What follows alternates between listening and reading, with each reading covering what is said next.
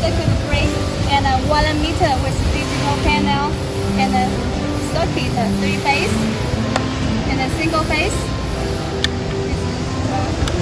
and a key start, and here we have DC 12 output. Okay, here.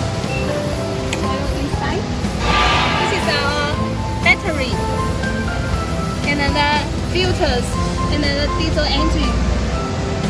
Okay. Now, fuel injection.